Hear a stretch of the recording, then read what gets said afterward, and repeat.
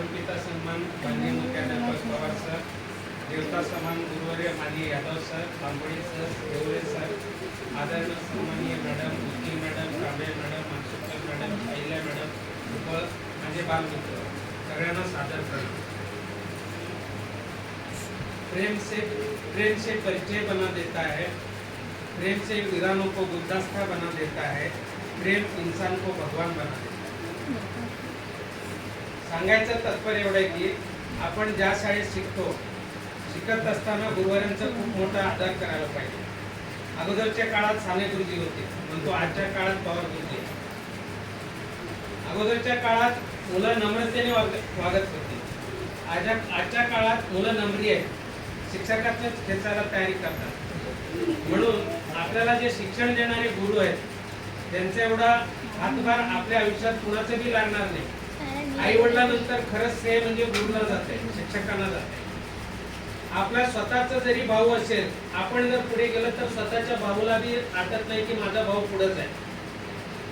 स्वतःच्या गावातल्या लोकांना जरी वाटत नाही की हा मुलगा पुढे गेला तर त्याचा पाय कधी खेचायचा। स्वतःच्या मित्राला बी असं वाटतं की आपण जर पुढे गेलो तर आपला पाय कधी खाली खेचायचा। आपल्या आयुष्यात फक्त दोघांना असं वाटतंय की एक आपले आई वडील, दुसरे आपले गुरु। असं वाटतंय की आपण पुढे गेलो तर त्याला खूप मोठा अभिमान आहे। ही खरी गोष्ट आहे।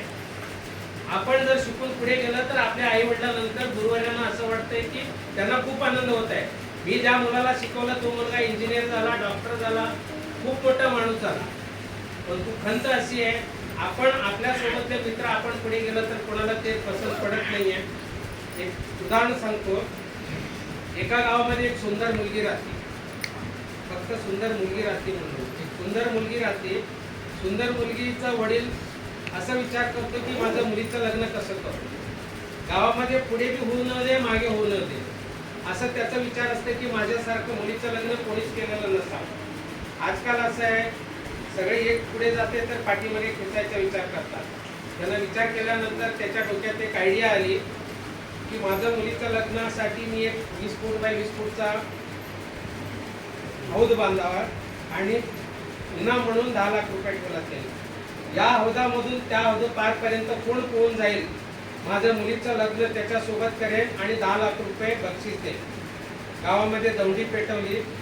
दौंडी पेटवल्यानंतर सगळे बोलले एवढी चांगली मुलगी आम्हाला लग्नासाठी भेटेल, ही हौद पार करायची काय मोठी गोष्ट। तेव्हा गावभरचे सगळे तरुण एवढे सगळे जे होते ते सगळे जमा झाले की मी हौद पार केलं तर मला एवढी चांगली मुलगी भेटणार आहे। एक दिवस ठरवला, म्हणल्याप्रमाणे लग्नाची तारीख ठरली, स्टेज बांधले, सगळे बांधले, एकानंतर एक असं खूप मोठी लाईन लागली। लाईन लागल्यानंतर मुलीच्या वडिलांनी अनाउन्स केलं की जो कोणी या हौदापासून त्या हौदेच्या शेवटपर्यंत पोहून पार करेल त्याला माझी मुलगी देईल आणि 10 लाख रुपये इनाम देईल। तेव्हा त्यांनी सांगितलं की या हौदामध्ये विंचू आहे, साप आहे, अजगर आहे, सगळं काही सोडलेलं आहे। ज्याची ताकद असेल त्यांनी लावावी, त्यांनी हौद पार करावी, मी माझी मुलगी देईल। मग सगळे लाईनीत होते। एकाने शर्ट काढला, बाहेर आला। शर्ट काढल्यानंतर त्याला बोललं की असं असे सगळ्या गोष्टी आहेत। तेव्हा तो विचार केला, जान हाजीर आहे तो पगडी आता। मी म्हणलं मी मेलो तर काय करू, ही मुलगी काय 1000 मुलगी भेट। पुन्हा त्याने बाजू सरकून शर्ट घातला। कोणीच आतमध्ये यायला तयार नाही, सगळे असंच झाले, कोणीच यायला तयार नाही। मुलीचा वडील अनाउन्स करतो, कोण बहादूर असेल तर या माझ्या मुलीचे लग्न करायला, माझी मुलगी देऊन 10 लाख रुपये इनाम देतो। कोणीच यायला तयार नाही। एवढाच एक माणूस आतमध्ये दबकत जातो, डबकत जाऊन आतमध्ये भीत मध्ये येतो, तरी पण त्याला तडमड तसंच शेवटी बाहेर येतो। बाहेर आल्यानंतर मुलीच्या वडिलांना माहिती पडला हा माझा गुरु निघाला। त्याला कसं काय माझी आयडिया माहिती पडली की मी याच्यात काही सोडलेलं नसताना आतमध्ये डुबकी मारलाय आणि पोच शेवट आलाय। मुलीच्या वडिला बेसूद अवस्थेत पडायच्या अवस्थेत आला। तेव्हा तो माणूस कसा बसा बाहेर येऊन येतो, त्याला स्टेजवरती बोलवलं जातं। तेव्हा तो मुलीचा वडील विचारतो, तू एवढा शूरवीर, या हौदातून तू बाहेर आला, तुझी मुलगी देऊ 10 लाख इनाम देतो, सांग तुला काय पाहिजे। तेव्हा तो पोत बाहेर आलेला माणूस म्हणतो, तुझं मुलगी बी जाऊ दे आणि तुझा हौद बी जाऊ दे, मला आतमध्ये कोणी ढकललं त्याचं नाव सांग। हौदामध्ये कोणी मला ढकललं त्याचं नाव सांग। सांगायचं तात्पर्य एवढंच आहे की जे शिक्षक आहेत त्यांनी आपल्याला आतमध्ये ढकललेलं आहे. ओळीचं काम आपल्याला करायचं आहे. जे काय आतमध्ये काच खळगे काही बी असू दे, धीरेने आपण बाहेर पडायचं. फक्त शिक्षक आपल्याला आतमध्ये ढकलल्यानंतर आपण कसं बाहेर पडायचं हे कोणी काही बी सांगू दे, आतमध्ये खड्डा आहे, खर्ची आहे, कोणाला कुठल्याही गोष्टीला धैर्य खचायचं नाही. कारण आपण जेवढ्या जिद्दीने पुढे जातो तेवढा आपण सक्सेस होतो. कारण आपण आपल्या कोनळी गावचं शाळा आज मला अभिमानानं सांगावं वाटतंय, आज सोलापूर शहर हे फक्त नावाला शहर आहे. मी माझं वैचारिक प्रश्नाने सांगतो, सोलापूर हे शहर नाही, ते एक विकसित खेड आहे. जर आज सोलापूर शाळेच्या म्युन्सिपाल्टी शाळेत जरी गेलं तरी आज आपली जिल्हा परिषद शाळा त्याच्यापेक्षा कितीतरी पटीने चांगलं आहे आणि मुलं सुद्धा हुशार आहेत.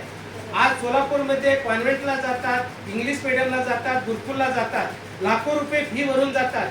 तिथल्या मुलापेक्षा आपल्या जिल्हा परिषदचे मुलं जे आहेत कितीतरी पटीने हुशार आहेत. आज कुठला कॉन्व्हेंटचा मुलगा इंजिनियर, कॉन्व्हेंटचा मुलगा कलेक्टर होत नाही, तहसीलदार होत नाही, काहीच होत नाही. जे जास्तीत जास्त पर्सेंटेज जर होत असतील तर जिल्हा परिषद, आश्रम शाळा, मराठी शाळेचे मुलं कलेक्टर, तहसीलदार, सगळे डॉक्टर जास्त पर्सेंटेज आज शाळेचे आहेत. फक्त नावाला कॉन्व्हेंट आणि इंग्लिश मीडियम स्वतः. आज अंडगा 10वीला जरी जातो, त्यांचे वडील तोंडात घे बाळा म्हणून तोंडात टोचतात. ते तोंडात जाते की डोळ्यात जाते ते समजत नाही. म्हणून आपल्या कोंढळीच्या मुलीला सांगायचं एवढं स्पष्ट आहे. आज मी सरपंचच्या नात्याने तुम्हाला सांगतो, तुमचे एक पालक म्हणून तुम्ही कुठल्याच शाळामध्ये सोडू नका. तुम्हाला कुठल्याही अडीअडचणी येऊ दे, काही बी येऊ दे, आर्थिक येऊ दे, कुठल्याही अडचणी आले तरी तुमच्या पाठीमागे मी सामर्थ्यपणे उभे आहे. तुम्ही तुमचं पूर्ण शिक्षण पूर्ण करा आणि पुढच्या वर्षात तुम्ही डॉक्टर व्हा,